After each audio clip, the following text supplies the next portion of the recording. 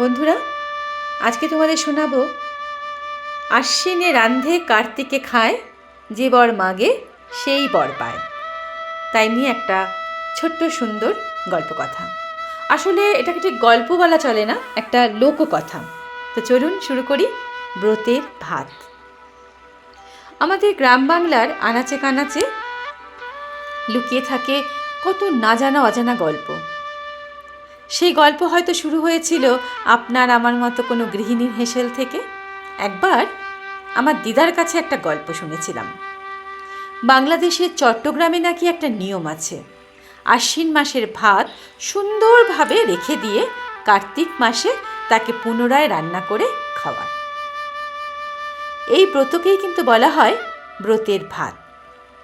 কার্তিক মাসে আকাশ প্রদীপ জ্বলে। প্রায় অনেক বাড়িতেই কিন্তু এই সময় তুলসী মঞ্চের পাশে প্রদীপ জ্বালানো হয়।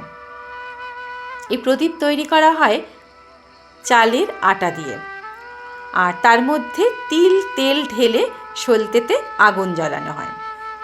সেই প্রদীপের আলো যেন বহু পথ অতিক্রম করে পৌঁছয় দেবতাদের কাছে। সে আলোর পথ ধরে নেমে আসেন দেবতাদের আশীর্বাদ। ঠিক এই সময় মাঠের পরে মাঠ সেজে থাকে নতুন ধানে।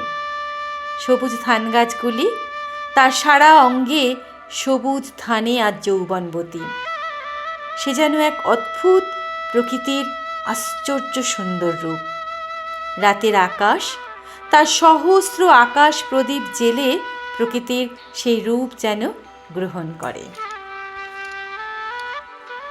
প্রকৃতির প্রেমে আকাশ নেমে আসে তার খুব কাছে। এই কার্তিক মাসে রান্না হয় মধু ভাত। নারকেলের দুধের চাল আর গুড় দিয়ে তৈরি হয় এই ভাত। সংক্রান্তির দিন গৃহিণীরা রান্না করেন এই ব্রতের ভাত। সূর্য আর গঙ্গার পুত্র অশ্বিনী কুমার দ্বয়। এই ব্রত তাদের পুজোর।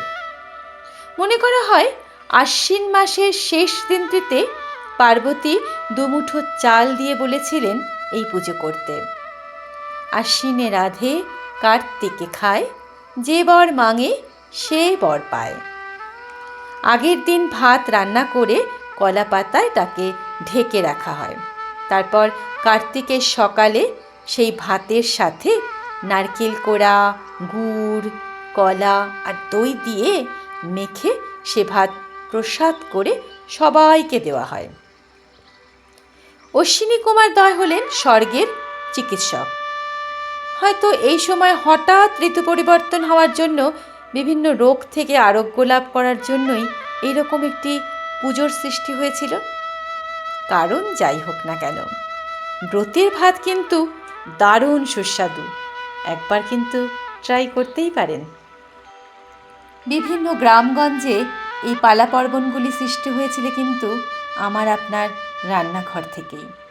না জানি কত সুস্বাদু রান্না লুকিয়ে আছে এই সমস্ত রান্নাঘরে। রাত গভীর হয়, কার্তিকের হিম পড়ে, পৃথিবী ঘুমিয়ে পড়ে কুয়াশার চাদর গায়ে দিয়ে। আকাশ প্রদীপ দেখানো পথে দেবতারা নামেন প্রকৃতির মাঝে। দেবতা আর প্রকৃতির প্রেমে মেতে ওঠে দিক দিগন্ত। হাঁড়ি ভরা ব্রতের ভাতে মিশে যায় দেবতাদের আশীর্বাদ, যে আশীর্বাদের ছোঁয়ায় রোগ বালাই সব দূরে যায়। এক নতুন সূর্যের আলোয় সমস্ত রোগ দুঃখ শোক ঘোচে। ফিরে আসে পৃথিবীতে শান্তি আর সুখ। ধন্যবাদ বন্ধুরা।